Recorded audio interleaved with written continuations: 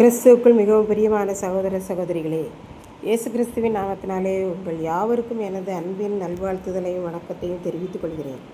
இன்றைய பகலின் குளிர்ச்சியான நாளின் தியான வசனம் யோவான் எழுதின சுவிசேஷம் 21ஆம் அதிகாரம் 6ஆம் வசனம்.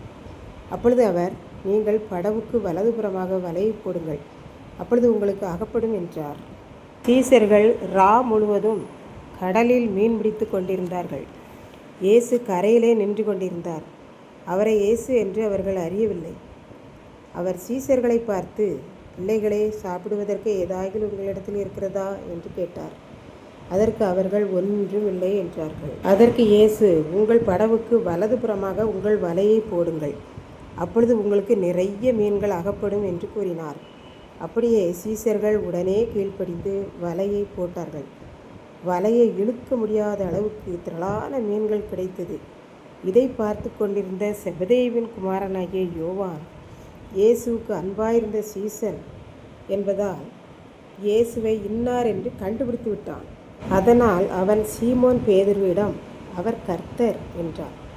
அவர் கர்த்தர் என்கிற வார்த்தையை கேட்டதும் சீமோன் பேதுரு கடலில் குதிப்பதற்கு ஏற்ற வஸ்திரம் உடுத்தாதிருந்தும் தன்னுடைய மேற்சட்டையை கழற்றி அறையிலே கட்டிக்கொண்டு கடலில் குதித்து விட்டான். அப்போதுதான் திரளான மீன்கள் உள்ள வலையை இழுத்து கரைக்கு கொண்டு வர முடியும். மற்ற சீசர்கள் ஏறக்குறைய 200 முழ தூரத்தில் கடலுக்குள் இருந்ததினால் அவர்கள் படவில் இருந்து கொண்டே மீன்கள் உள்ள வலையை இழுத்து கொண்டு வந்தார்கள். அவர்கள் அவ்வளவு திரளான மீன்கள் உள்ள வலையை இழுத்து கொண்டு கடற்கரைக்கு வந்தபோது இயேசு கரி நெருப்பு போட்டு நெருப்பு தழலில் முழு மீனை வைத்திருந்தார், அப்பமும் வைத்திருந்தார். என் பிள்ளைகள் நிறைய மீன்களை பிடித்து கடுமையான வேலை செய்து கொண்டு வருகிறார்கள். அவர்கள் களைப்பை போக்க வேண்டும், பசியை போக்க வேண்டும் என்று எண்ணி அவரே அப்பத்தையும் மீன்களையும் கொண்டு வந்து கடற்கரையில் நெருப்பு மூட்டி பார்பிக்கில் போட்டு எல்லா சீசர்களுக்கும் அப்பமும் சுட்ட மீனும் கொடுத்தார். இயேசு சீசர்களின் மனநிலையை அறிந்து கடற்கரையில் வந்து நின்று, அவர்கள் ஏதாயிலும் செய்ய வேண்டும் என்று நினைக்கிறார்களா, அவர்களை உற்சாகப்படுத்தும்படி படவின் வலதுபுறத்திலே வலையை போட்டால் உங்களுக்கு திரளான மீன்கள் கிடைக்கும் என்று அவர்கள் கூறினார். இப்படித்தான் ஒரு தாய் காகமும் மகன் காகமும் தண்ணீர் தாகத்தில் பறந்து சென்று கொண்டிருந்தது. தண்ணீர் கிடைக்கவில்லை. தூரத்திலே ஒரு ஊர் தெரிந்தது. அங்கே தண்ணீர் கிடைக்கும் என்று சென்றது.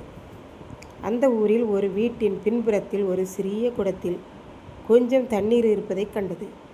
அதை இருவரும் பார்த்து அம்மா காகம் யோசித்து விட்டு கூறியது, மகனே, அதோ கல்கூட்டம் இருக்கிறதே, நீ அங்கே போய் ஒவ்வொரு கல்லாக எடுத்து வந்து இங்கே குடத்தின் அருகில் வை, நான் அதை எடுத்து குடத்தினுள் போடுகிறேன் என்றது. மகன் காகம் உடனே கற்களை பொறுக்கி கொண்டு வந்து குடத்தின் அருகில் போட்டது. சிறிது நேரத்தில் அம்மா காகம் சொன்னது, மகனே, கற்களை பொறுக்கி தண்ணீர் குடத்தினுள் போட்டால் நமக்கு தண்ணீர் அகப்படும் என்று சொன்னேனே, இப்பொழுது நாம் இருவரும் தண்ணீர் வயிறு நிறைய தாகம் தீர குடிக்கலாம், வா. கற்கள் போட்டதினால் தண்ணீர் மேலே வந்துவிட்டது என்று கூறியது. அவ்வாறே மகன் காகமும் வந்தது. இருவரும் குடத்தினுள் ஆழத்தினுள் உள்ள தண்ணீரை கற்களை பொறுக்கி போட்டதினால் மேலே வந்த தண்ணீரை தாகம் தீர குடித்துவிட்டு பறந்து சென்றார்கள். அம்மா காகம் சொன்ன உடனே மகன் காகம் கீழ்ப்படிந்தது. அதனால் தான் தண்ணீரை அவர்கள் 2 பேரும் பெற்றுக்கொண்டார்கள். இதைத்தான் நம் ஆண்டவரும் சொன்னார், படவின் வலதுபுறத்திலே வலையை போடுங்கள் என்று. சீசர்கள், ஆண்டவரே, வலதுபுறத்திலும் போட்டாயிற்று, இடதுபுறத்திலும் போட்டாகிவிட்டது, முழுவதும் போட்டு போட்டு பார்த்தோம், ஒன்றுமே இல்லை என்று சொல்லி அப்படியே விட்டுவிடாமல் இயேசு சொன்னதற்காக உடனே கீழ்ப்படிந்து வலதுபுறமாக வலையை போட்டதினால் திரளாக பெற்றுக்கொண்டார்கள். இதை கேட்டுக்கொண்டிருக்கும் எனக்கன்பானவர்களே, இன்றைக்கு நாம் இயேசுவின் வார்த்தைக்கு, அனுதினமும் நாம் அவருடைய வார்த்தைக்கு, நாம் கேட்கிற வார்த்தைகளுக்கு, வாசிக்கிற வார்த்தைகளுக்கு, வசனங்களுக்கு கீழ்ப்படுகிறோமா என்பதை சிந்தித்து பார்ப்போம். நம்முடைய வாழ்வில் ஒவ்வொரு நாளும் அவருக்கு கீழ்ப்படுகிற பொழுது சீசர்களுக்கு திரளான மீன்கள் அகப்பட்டது போல நமக்கு திரளான நன்மைகள் அகப்படும் என்று நாம் கற்றுக்கொள்கிறோம். கலிலேயா கடற்கரையில் சீசர்களை தேடி வந்த தேவன் இன்றைக்கு நம்மை தேடி வந்து திரளான ஆசீர்வாதங்கள் நமக்கு அகப்படும்படி செய்கிறவராய் இருக்கிறார். ஆகவே அவரை தேடி திரளான ஆசீர்வாதங்களை நாம் பெற்றுக்கொள்வோம். கர்த்தர் தாமே இந்த வார்த்தைகளை ஆசீர்வதிப்பாராக. ஆமென். ஜெபம். அன்பின் ஆண்டவரே, இந்த அருமையான நல்ல நாளுக்காக நன்றியோடு ஸ்தோத்திரிக்கிறேன். இப்பொழுதும் இந்த வார்த்தைகளை கேட்டுக்கொண்டிருக்கிற ஒவ்வொரு பிள்ளைகளும் உமக்கு கீழ்ப்படிந்து திரளான ஆசீர்வாதங்களை பெற்றுக்கொள்ள நீர் கிருபை செய்தருளும். இப்ப இயேசு கிறிஸ்துவின் நாமத்திலே தாழ்மையோடு வேண்டிக் கொள்கிறேன் பிதாவே. ஆமென்.